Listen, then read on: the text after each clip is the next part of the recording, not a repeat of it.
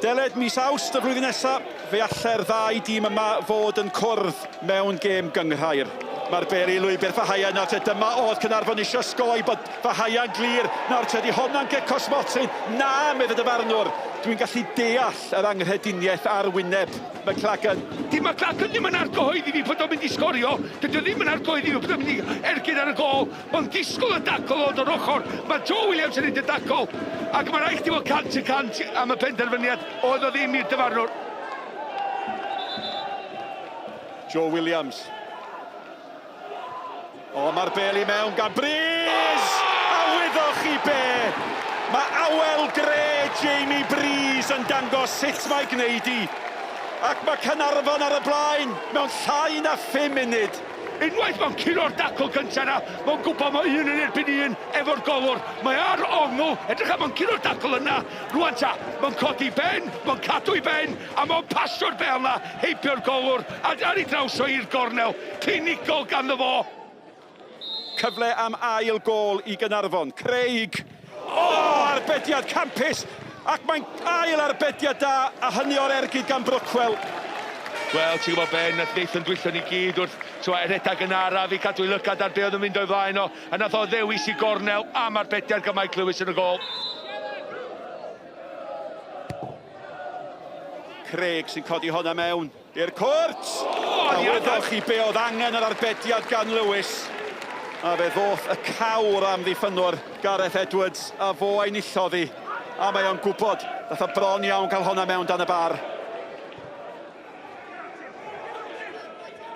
Mae'r bel gan McLagan. Mewn cael ei bugeilio'n dda fanna. Mae rhaid fa aros ar ei draed y biau. Mae McLagan yn mynd dal i fynd. Amrediad ganddo fo. Mae'r gol wedi cael cyffyrddiad dim mwy. Fahaia am arbediad. Oddi ar y llinell wedyn gan Kevin Roberts. Am gyffro, am ymroddiad.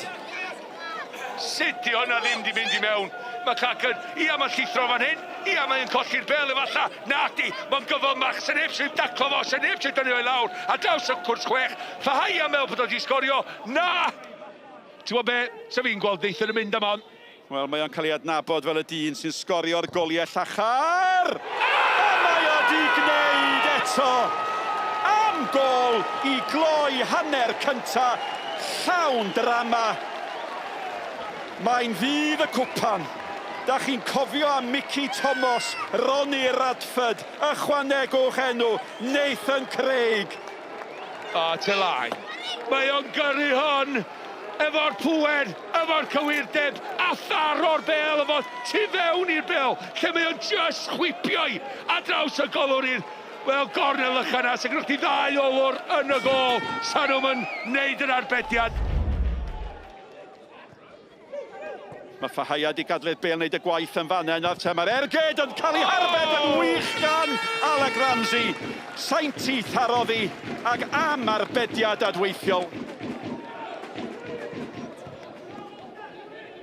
Y bel gan Fahaia. Mae wedi troi yn ddigon destlys. Cotfel nôl at Fahaia. Mae'n gyfle fan hyn! Tara postyn! All na hi at Southern. A tasa honna di mynd mewn, mi o'na ddigon o amser i'r bar i gael ail, o honna'n ddihangfa i'r cofis. Breeze, Williams! Arbediad da iawn iawn, a mae'n tasgu'n garedig i'r bari.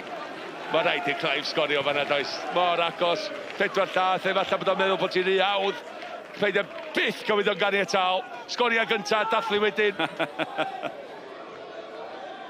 Yn y gorffennol, da ni wedi dangos beth da ni'n gallu gwneud yn y cystadleuaeth yma, a dwi'n meddwl da ni wedi profi eto lle mae Clwb Caernarfon i fod, sef yr Uwchgynghrair Cymru, felly gobeithio wneith hwn wan cicio ni mlaen yn y cystadleuaeth yma ag y lig hefyd.